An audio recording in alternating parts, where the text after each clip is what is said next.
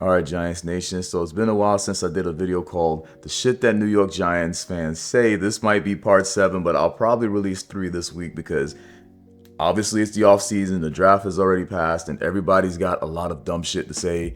Sometimes it's going to be some good shit, but most of it's going to be for entertainment purposes. So the first one says that Drew Lock will beat out Daniel Jones. And what this feels like to me is the Giants are going to draft a quarterback. That's what it feels like. When the draft was coming, all you heard about was, we're going to draft JJ McCarthy, or we're going to draft some other quarterback, or we should draft Michael, and then we just don't draft a quarterback. And before the draft, there were a good amount of Giants fans saying they can't see a scenario where we don't take a quarterback somewhere. And so, with that said, the whole Drew Lock thing is interesting because when Russell Wilson had the meeting with us, Russell Wilson's camp said that they told him that Daniel Jones is a starter. And then prior to the whole mess of we're looking at JJ McCarthy, the smokescreen, there was Joe coming out and saying that Daniel Jones is the starter. And then now we're hearing that there's a QB competition. I don't think there'll be a QB competition if he's healthy. I think they're just going to let this guy start. I don't even know why y'all keep wasting y'all time like that. Y'all just let the Giants constantly troll y'all. Every time y'all get trolled when it comes to Daniel Jones. They already told you what they're going to do with Daniel Jones. The second he got hurt, they said, no, he's still the quarterback. Then they go out there, they don't draft a quarterback. They sign Drew Lock, which is, it's a solid backup. I think most people probably would have wanted Gardner Minshew, but he was too expensive. I mean, $15 million a year is, I think, what he got. He got way more money than Drew Lock. So Drew Lock is okay if you're going, because at the end of the day, we know that we're probably going to draft a quarterback next year anyways, right? So I don't know what people expected us to do at quarterback. I heard people saying stuff like they wanted Justin Fields, who doesn't throw the ball better than Daniel Jones. So I'm kind of confused by that. So I don't know, Giants fans. Y'all are saying a lot of crazy shit. Now, I promise you, this is going to be the last one about Daniel Jones. It's just that all of these groups are consistently talking about this guy. So we signed another quarterback, and the first thing this person says is, oh, this gives Daniel Jones less room to F up, basically. And I'm just like, bro, this dude is probably not even going to be making the team when the season starts. So what are you guys talking about? And another commenter basically says, hey, this guy couldn't make the roster in Jacksonville or New England, and somehow he's supposed to take Daniel Jones' job. And I'm like, you see, this is the crazy shit that Giants fans always, when it comes to the quarterback position, it's like every little thing is like, oh my God, Daniel Jones won't be the starter. I'm like, yo, man, it must be a hobby for you guys. It just couldn't be me. So the next fan says that he doesn't understand why everybody's raving about our defense when Bleacher Report has us ranked at 30, which in my opinion is too low.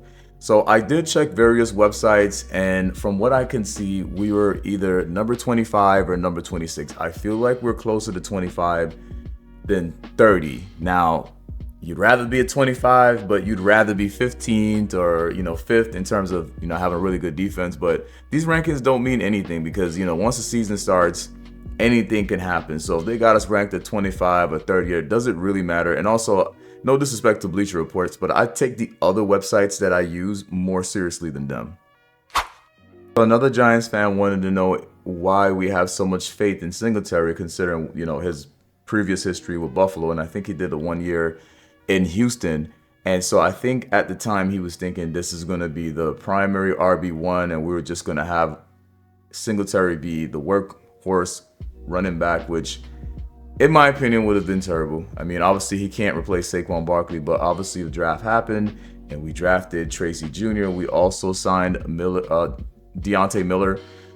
We still got the running backs from last year. We don't know what we're going to get from Eric Gray and Brightwell, but I do feel like I like Tracy and Miller better than Brightwell and Eric Gray. And there's also Corbin. So we'll see where this RB situation goes, but it just feels like it's going to be RB by committee, which I have no problem with because I hated the whole Saquon Barkley era where it's like if Saquon Barkley got hurt, then the Giants offense was done because he was the main guy in the Giants offense.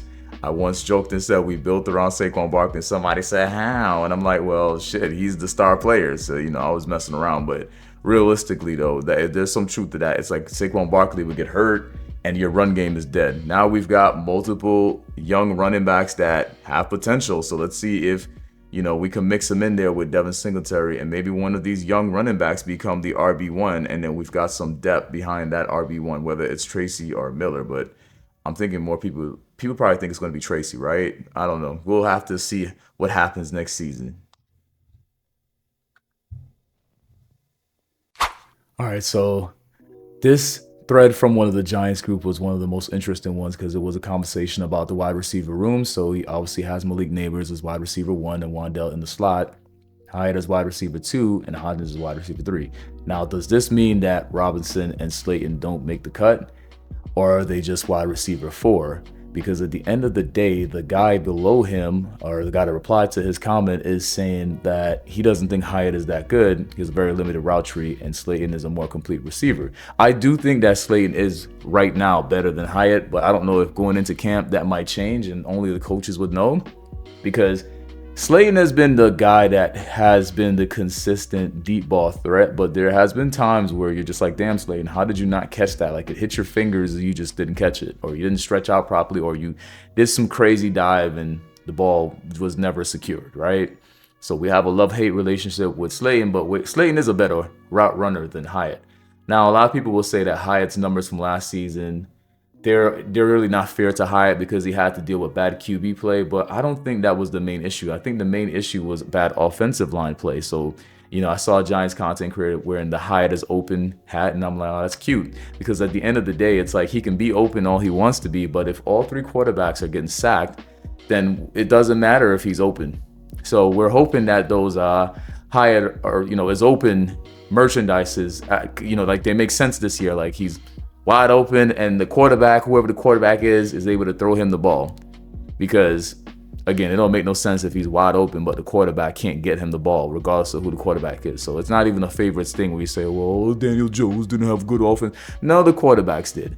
It got slightly better, but I mean just a little tad bit better. Because you can't say that Andrew Thomas didn't matter. You can't say not having Josh Azuto and Evan Neal be healthy didn't matter, because they were a negative to that line. They were not helping. And so the line was bad the entire season, but man, there was a point where it was abysmal. So, yeah.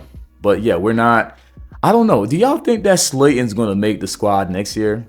Because that seems to be the talk right now, where some people feel like since we're bringing in Allen Robinson, you know, Slayton might not make the team. But what do you guys think? Do you think that Slayton's going to make the team next year? And also, for the guys that are making the excuse about the quarterback play from last year, did y'all know that George Pickens had 1,000 yards? And I can't tell you who his quarterback was. Did y'all know that Garrett Wilson had 1,000 yards last year? And I know his quarterback was Zach Wilson, and he is not better than any of the 3 quarterbacks we had last year. So I don't want to hear the excuses for why certain wide receivers didn't have a great year. Like Malik Neighbors is expected to have 1,000 yards. I don't care who the quarterback. They could have me as the quarterback. He's expected to have 1,000 yards regardless. Yes, sir. Yes, sir. Yes, sir. Anyways, like and subscribe. I'm going to continue sharing all of our fellow fans' comments and giving my thoughts on it. So it's basically their take, not my take. But we'll definitely be talking about a lot of stuff going through the summer because there's so much drama with the Giants fans, always.